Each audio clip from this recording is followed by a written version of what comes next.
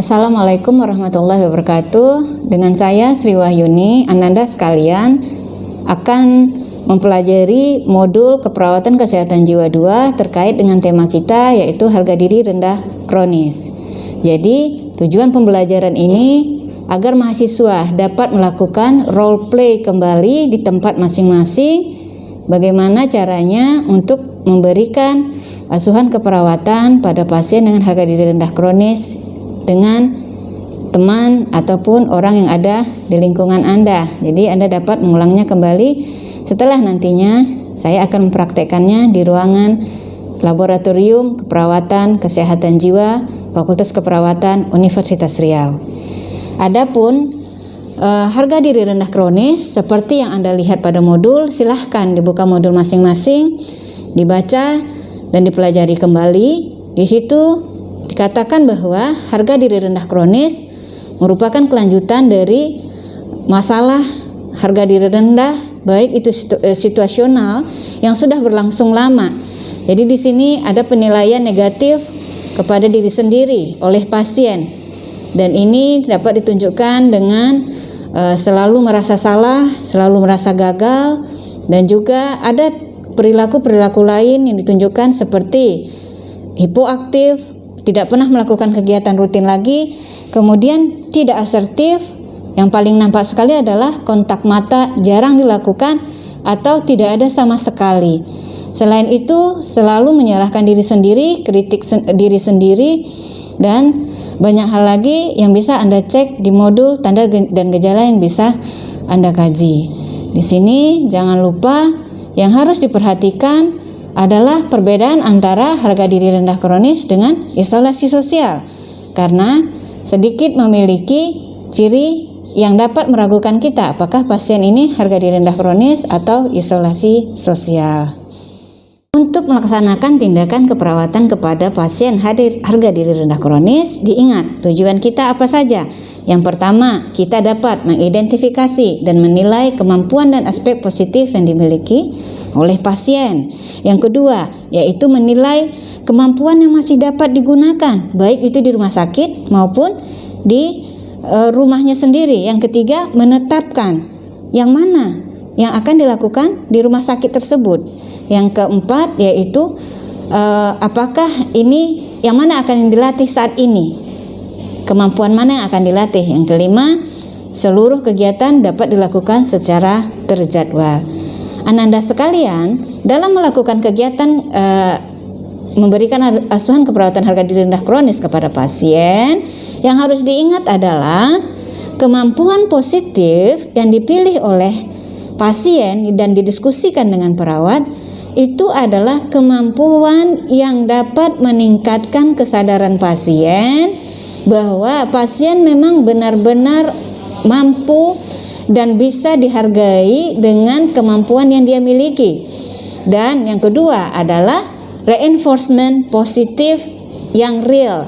Maksudnya adalah memberikan pujian kepada pasien benar-benar dari kegiatan yang telah dia lakukan itu terlihat memang ada kelebihan daripada yang pernah diberikan oleh orang lain. Contoh, kemampuan positif yang dipilih tadi itu yang dapat meningkatkan kesadaran dirinya bahwa dia itu lebih dari orang lain, berharga daripada orang lain, dan dia memiliki kemampuan yang sangat spesial dari orang lain. Tadi kita memilih bahwa tempat tidur, misalnya merapikan tempat tidur. Apa dari bagian tempat tidur itu yang membuat dia berbeda dari orang lain dalam tindakan merapikan tempat tidur? Dan bagian itulah yang dipuji. Jadi bukan hanya keseluruhan saja, karena kalau dipikir semua orang bisa melakukan merapikan tempat tidur. Tetapi apakah kelebihan pasien Anda dalam merapikan tempat tidur? Apakah sudut yang diatur oleh pasien dalam merapikan tempat tidur itu sudah pas atau bagaimana?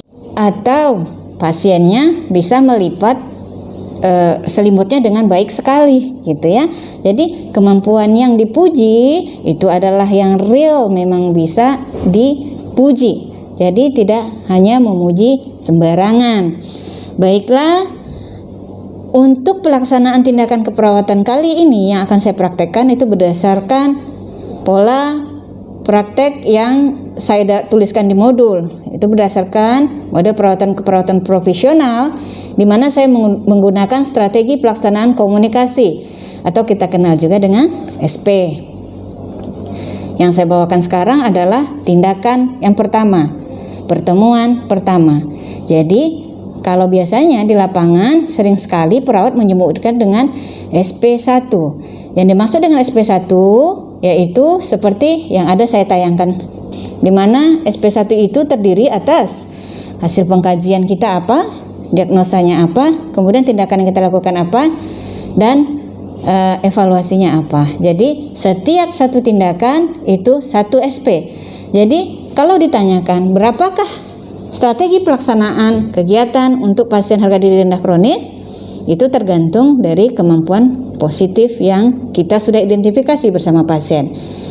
Kalau seandainya 5, berarti SP-nya ada 5. Kalau ada 10, ya berarti SP-nya ada 10. Tetapi yang perlu saya ingatkan kembali, penggunaan kata SP, strategi pelaksanaan ini, itu hanyalah untuk perawat, bukan kepada pasien. Sehingga kalau di lapangan kita pernah mendengar bahwa kalau ditanyakan, udah bisa apa saja Pak, Ibu, gitu. Pasiennya suka menjawab, saya sudah bisa SP1, sudah bisa SP2. Seharusnya pasien menjawab sesuai dengan kemampuannya. Dia sudah mampu apa? Mampu menulis dengan baik, menanam bunga dengan benar, gitu ya. Bukan lagi menjawab dengan SP1, SP2. Karena itu seharusnya pengetahuan untuk perawat saja, dokumentasi untuk perawat bahwa yang SP itu adalah untuk perawat ya. Jadi itu harus kita bedakan dan harus kita ingat kembali bahwa yang harus disampaikan itu adalah kemampuan pasien. Baiklah Ananda, saya akan memulai latihan dengan menggunakan praktek langsung di Laboratorium Fakultas Keperawatan. Silahkan Anda amati sesuai dengan modul Anda dan silahkan saja untuk menentukan bagian-bagian mana dari fase-fase yang ada di strategi pelaksanaan komunikasi yang telah Anda pelajari hari ini.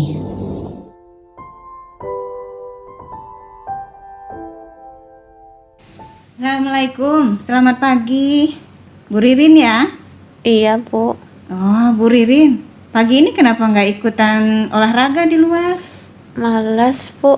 Malas, apa sebabnya malas nih? Ayo duduk dulu. Duduk dulu yuk, sebentar aja. Oke, ya Bu Ririn duduk dulu. Nah, masih tahu ini siapa saya nih? Karena pakai masker. Bu Uyun. Bu Uyun. Iya, yang biasanya ngobrol sama Ririn ya. Nah, sekarang Ririn, gimana kalau kita ngobrol? Apa sebabnya malas yang tadi Ririn rasakan sampai nggak ikutan lagi olahraga? Biasanya saya lihat nih olahraga terus. Apalagi 2 hari lagi mau pulang nih katanya ya. Catatan dokter tadi saya baca, Bu Ririn akan pulang 2 hari lagi. Tapi kok tambah hari tambah murung. Tambah terus di kamar, nggak ikutan olahraga. Mau nggak kita ngobrol tentang itu, apa sebabnya? Boleh, Bu. Boleh ya. Di luar gimana? Iya, di luar aja. Iya, di luar ya, biar bisa lihat-lihat yang enak ya. Di ruang tengah aja gitu ngobrol ya. Oke, kita sekarang menuju ke sana ya, Bu Ririn ya. Oke. Nah, kita udah di sini nih. Gimana? Nyaman nggak kalau di sini ngobrolnya? Iya, Bu, enak di sini. Baik, kita akan membicarakan tentang apa sebabnya yang Ririn rasakan tadi. Dan semuanya yang Ririn rasakan ini ceritakan ke Ibu, ya. Berapa lama maunya Ririn? 10 menit aja, Bu. Oke, 10 menit ke depan kita membicarakan rasa malasnya Ririn atau rasa apapun yang dirasakan sampai nggak mau lagi sekarang ikut aktivitas di rumah sakit ya. Nah, nanti diharapkan Ririn jadinya lebih lega. Apa yang disampaikan tersebut Ibu juga tahu. Jadi Ibu bisa bantu nantinya insya Allah. Sehingga Ririn nanti bisa cepat pulang. Oke? Iya, Bu. Oke, nah kalau sekarang Ririn merasakan tadi katanya apa? Malas ya. Malas. Ada nggak yang membuat Ririn merasa malas itu? Apa yang dipikirkan? Malas aja. Ketemu sama orang. Ketemu sama orangnya maksudnya siapa nih? Suster kah? Itu yang di sini.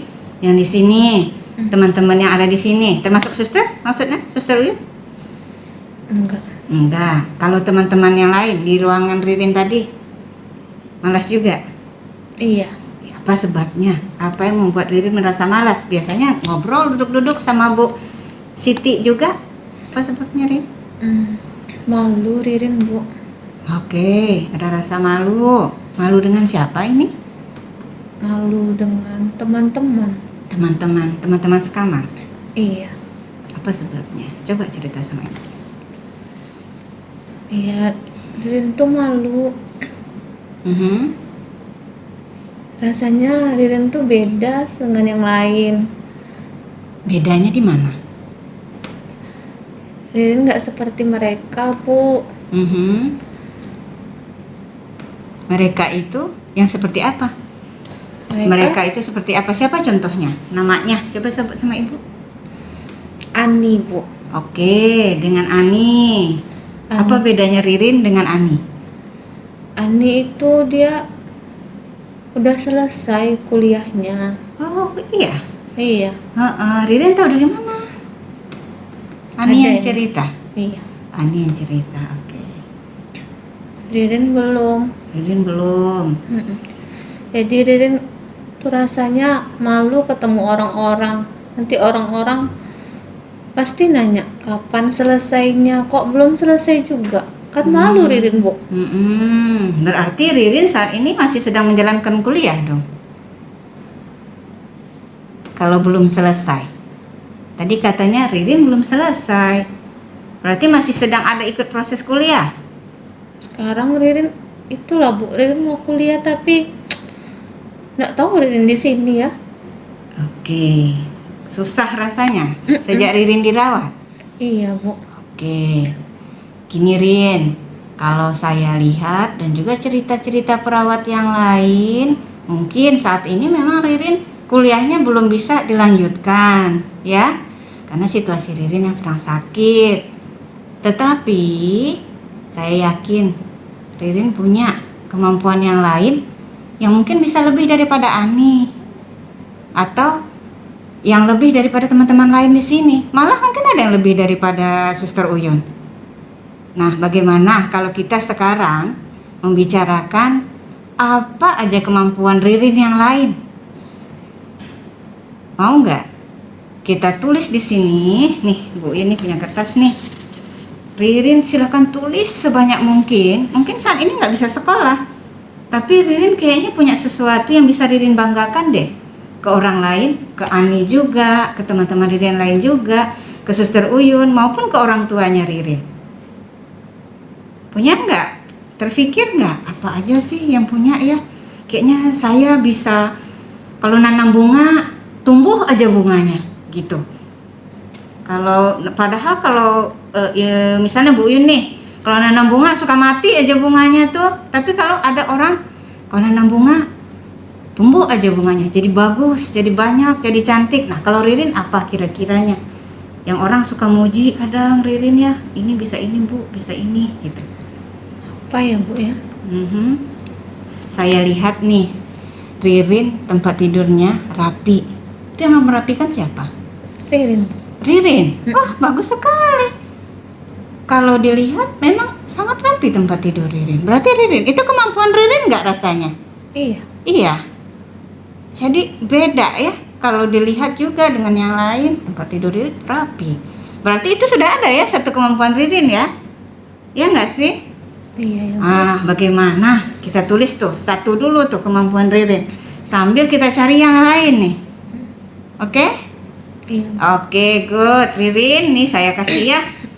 Coba nih, tulis satu. Nah, Ririn kelihatannya agak batuk-batuk dikit ya. Mungkin mau minum dulu? Enggak, Bu. Oh, enggak, oke. Ya, nih tulis apa saja yang Ririn kemampuan yang bisa dilakukan semuanya. Satu tadi merapikan. Di mana, Bu? Di sini aja. Tulis aja di sini. Angka 1. Tulis dulu judulnya. Judulnya Apa judulnya, Bu? apa ya yang bagusnya menurut Ririn? Hal-hal Hal-hal yang bisa Ririn lakukan. Ya. Ini semuanya nanti ini menjadi hal positifnya Ririn nih. Ya. Kita bikin banyak ya, karena Ririn setahu saya luar biasa nih banyak kemampuannya selama di sini. Bantuin suster juga udah ya.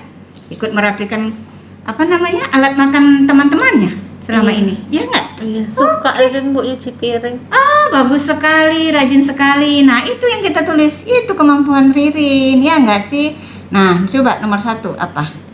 Tadi. Nomor 1 tadi bersihkan tempat tidur ya Bu ya. Oke, bersihkan tempat tidur. Bersihkan tempat tidur. Apalagi? Terus cuci piring Bu. Cuci piring. Oke.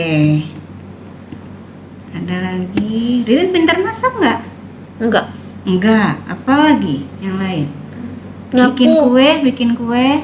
Nyapu Bu. Nyapu bisa. Oke. Ada lagi, apa lagi?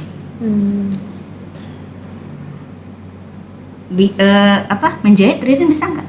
Bisa Bu. Oke, bikin. Menjahit apa nih? Menjahit sulam, menjahit baju biasa atau apa? Jahit baju. Menjahit baju, silahkan ditulis. Ada lagi? Ada lagi? Kira-kira yang Ririn sering- suka ini Bu. Nata-nata menata tanaman. meja. Oh, gitu. Perabotan kalau di rumah kayak gitu. Oke. Apa nih? Bikinnya 5, nomor 5. Menata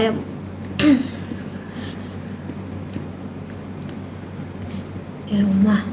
Oke ya. Sekarang Ririn sudah punya 20 kegiatan. Dah, bagus Banyak ya, Bu, sekali, banyak sekali. Ternyata banyak ya yang bisa Ririn lakukan ya. Nah, dari 20 ini sekarang kita pisahkan. Kira-kira yang bisa Ririn lakukan di rumah yang mana? Yang bisa dilakukan sekarang di rumah sakit yang mana? Karena kan ada ini yang bagian misalnya seperti bercocok tanam. Ini kan agak sulit di sini bisa sih ya, tapi di depan ya, tapi jarang-jarang ya kita ada tukang kebun ya Ririn ya. Mungkin yang mana bagian dari sini yang bisa Ririn lakukan selama berada di rumah sakit, yang mana nanti pas pulang dilakukan. Coba yang mana? Coba kita identifikasi satu-satu. Kira-kira nomor berapa yang bisa dilakukan di rumah? Di rumah ya Bu ya. Di rumah kita tulis R, di rumah sakit kita tulis H, hospital aja ya. Iya. Oke. Kalau bersihkan tempat tidur yang nomor 1 tadi bisa di mana? Bisa di rumah sakit. Bisa di rumah sakit, tulis H. Oke, good. Nih cuci piring Bisa juga Bu. bisa juga ya kan, untuk bantu-bantunya ya. Oke, tulis lagi H. Nah, kalau yang ini misalnya bercocok tanam tadi di mana? Di rumah. Oke, di rumah ditulis R ya Bu ya. R. Oke, coba yang lain Ririn identifikasi sendiri. Yang mana lagi? Nyapu rumah sakit bisa. Oke, bagus. Jahit Yang mana lagi? baju di rumah deh Bu. Oke, itu di rumah ya. Oke. Ada lagi. Menata perabot di rumah. Oke, menata perabot di Bu, ya. rumah. Oke. Oke. Sip, Udah. bagus sekali. Semua sudah bisa. Aduh, Ririn ya. Ini kemampuan Ririn banyak sekali. Terus Ririn juga sudah mampu membedakan antara yang bisa di rumah dengan di rumah sakit. Udah hebat nggak nih? Iya. Hebat. Nah, berarti banyak dong kemampuan Ririn. Nah, Ririn, sekarang bagaimana kalau yang bisa kita lakukan di rumah sakit ini kita latih dulu satu? Boleh. Boleh?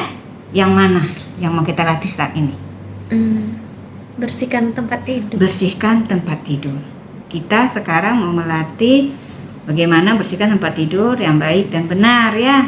Jadi kita coba di tempatnya Ririn aja. Iya. Oke, yuk kita ke tempat kamarnya Ririn lagi ya.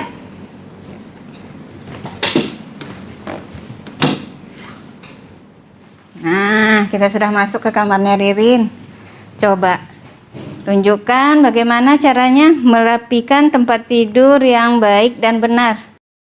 Iya, ini lagi berantakan ya Bu ya. Iya, tadi kan Ririn tidur aja ya.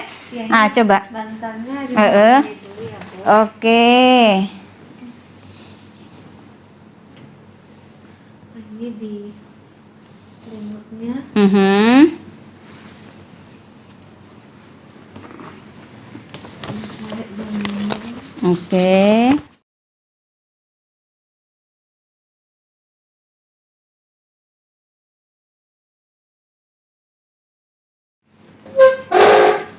Mhm.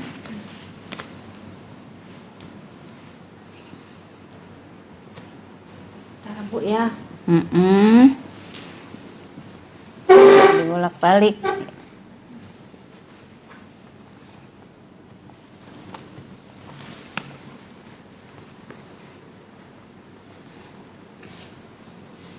Oke.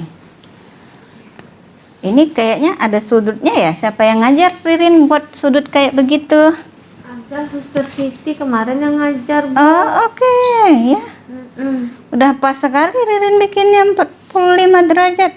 Enggak 45 kali Bu. Ini Bisa sudah bagus bisa sekali. dibilang, Bu.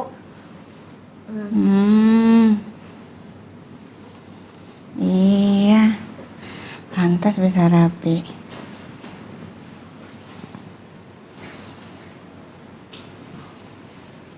Oke. Ini selimutnya dulu. Selimutnya tarik dulu. Iya. Di rumah bikin kayak begini nggak? Iya Ibu. Oh, good. Dibersihkan. Biasanya ada sapu lidi Bu ya. Dipinjam kayaknya Bu. Oh iya, bisa nanti pinjam sama ibu di sana. Kalau kita ini lain kali kita bawa ya. Sebelum kita merapikan tempat tidur. Oke, nah. Udah rapi ya Bu ya? Iya, coba kita bandingkan dengan tempat tidur lain. Bagaimana? Nyaman gak rasanya kalau tidur seperti ini? Nyaman Bu. Oke ya. Di sini Ririn sudah bagus sekali. Udah tahu ada sudutnya. Yang jarang-jarang nih orang bisa tahu cara bikin sudut seperti ini. Tapi ini Ririn sangat rapi sekali ya. Jadi biar nyaman. Gimana? Lihatnya enak apa enggak? Enak Bu, senang. Senang ya? Oke Ririn. Kita balik lagi ke kamar kita. Ke tempat kita ngobrol tadi gimana? Baik. Boleh? Yuk. Oke Ririn, gimana perasaan Ririn sekarang setelah merapikan tempat tidur? Senang Bu. Senang. Ada lagi? Ya, mata enak liatnya Bu. Mata enak. Terus rasanya ada nggak dirasakan? Oh Ririn ternyata juga punya kemampuan nih, yang juga beda juga dari orang. Ada nggak rasa kayak begitu? Ada. Ada. Dan rasanya itu kelebihan Ririn apa enggak? Iya, kelebihan Ririn. Kelebihan Ririn, bagus sekali. Ibu juga lihat tadi, ibu juga dampingi tadi. Kalau ibu lihat, memang Ririn dalam merapikan tempat tidurnya bagus, tahu sudutnya. Jadi Ririn walaupun tidak kuliah, ternyata apa yang diajarkan suster di sini cepet juga nangkepnya. Berarti kemampuan Ririn kan ya? Iya Bu. Jadi nggak mesti juga duduk di bangku kuliah yang formal. Di sini Ririn juga bisa tetap bisa menangkap apa yang diajarkan oleh suster di sini. Iya. Itu bagus sekali, ya.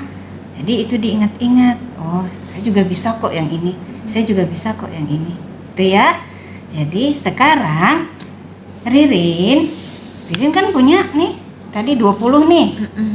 Sekarang kita punya namanya lembar kegiatan, jadwal harian. Bagaimana kalau yang sudah kita susun yang bisa dilakukan di rumah sakit, kita pindahkan di jadwal kegiatan hariannya, ya. Di jadwal kegiatan harian ini ada nama Ririn, ada kotak-kotak yang diisi dengan tanggal, waktu, ya pelaksanaan, kemudian ada jamnya. Jadi Ririn mulai isi kegiatan dari pagi sampai sore. Kemudian yang di sini tadi, misalnya nih, tadi bersihkan tempat tidur, dipindahkan ke sini. Iya. semuanya dimasukkan ke sini satu-satu sambil kita latih. Dan di sini setiap tanggalnya kita masuk. Hari ini tanggal berapa? 17. Besok 18, 19, 20. Jadi kalau misalnya nanti di sini Ririn bikin tanggal 17, dibikin mandiri. Kalau dilakukan sendiri. Kalau di sini dengan bantuan ya. Satu lagi ada lagi dengan bantuan perawat. Satu ada lagi ada T. T ini berarti tidak dilakukan ya. Tapi sebaiknya Ririn melakukan semuanya supaya nanti pas pulang udah enak tuh. Oke Ririn? Iya Bu. Udah paham? Oke. Sudah. Nanti pelan-pelan Ririn pindahkan ke sini semua. Tentukan lagi jam berapa Ririn mau cuci piring. Habis makan siang. Habis makan siang berarti nanti ditulis jam 1. Jam 1 di kolom jam 1 Iya. ya. Kemudian menjahit apa nih tadi? Menyapu jam berapa? Pagi sama sore misalnya. Oke, menyapu ini menyapu di kamar Ririn saja ya, bagian kamar Ririn saja. Jadi itu bisa sore sama siang. Iya. Oke. Nanti ditulis sorenya jam berapa? Jam 5. Sorenya jam 5. Oke, nanti ditulis jam 5. Iya. Oke, Ririn paham? Paham Bu. Oke, kertas ini Ibu kasih ke Ririn. Penanya Ibu pinjamkan juga, tapi nanti kembalikan lagi ke Ibu. Ya, Ibu di tempat nurse station ya, perawat ya. Iya. Kembalikan. Nanti kertasnya Ibu yang pegang ya. Oh iya. Nanti daripada diganggu dengan yang lain, ya Ririn juga lemarinya nggak dikunci kan. Nanti setiap mau ada yang ditulis, kasih tahu sama Ibu, juga sama perawat. Misalnya Ibu nggak ada nih di sore dan malam, minta sama perawat sore dan malam kalau ada kegiatan yang mau ditulis. Atau nunggu Ibu di besok paginya lagi boleh, atau pas Ibu yang di sore lagi boleh ya. Iya. Ini saya letakkan di dalam ininya Ririn, filenya Ririn di situ di meja perawat ya. Oke, mungkin untuk hari ini pertemuan kita sudah. Nanti sore lagi berarti dengan perawat yang lain ya untuk menjalankan kegiatan harian Ririn. Besok pagi ketemu lagi sama saya untuk kegiatan yang mana nih mau kita latih. Yang mana Ririn silahkan pilih. Cuci piring nih Bu. Oke, Ibu akan lihat bagaimana caranya Ririn cuci piring. Mungkin kita kalau untuk cuci piring bisalah 10 menit ya kita latihannya ya. Iya. Gimana menurut Ririn? Iya. Oke, terima kasih. Nanti Ririn silahkan balik ke kamar lagi. Kalau ada keperluan dengan Ibu silahkan sampaikan aja Ibu di ruang perawat ya. Iya Bu. Oke, silahkan Ririn ya. Iya. Balik ke kamarnya lagi. Ririn pergi. Permisi Bu ya. Ya. Bagaimana Ananda? Kita sudah melaksanakan tadi role play pada pasien harga diri rendah kronis. Setelah itu, jangan lupa kita melakukan pendokumentasian sebagai bentuk tanggung jawab dan tanggung gugat kita sebagai perawat terhadap pasien. Di sini saya memberikan contoh untuk dokumentasi di lapangan, yaitu dalam bentuk CPPT. CPPT ini selalu digunakan oleh perawat dan dokter bersamaan. Dan kemudian ini ada contoh lagi berdasarkan dari modul Anda. Dulu catatan keperawatan kita seperti ini di lapangan, tapi saat ini seperti CPPT tadi. Tapi Anda bisa melakukan ini juga dan sesuai modul seperti yang saya tampilkan di sini. Demikianlah praktikum kita pada hari ini. Sampai bertemu di praktikum selanjutnya. Assalamualaikum warahmatullahi wabarakatuh.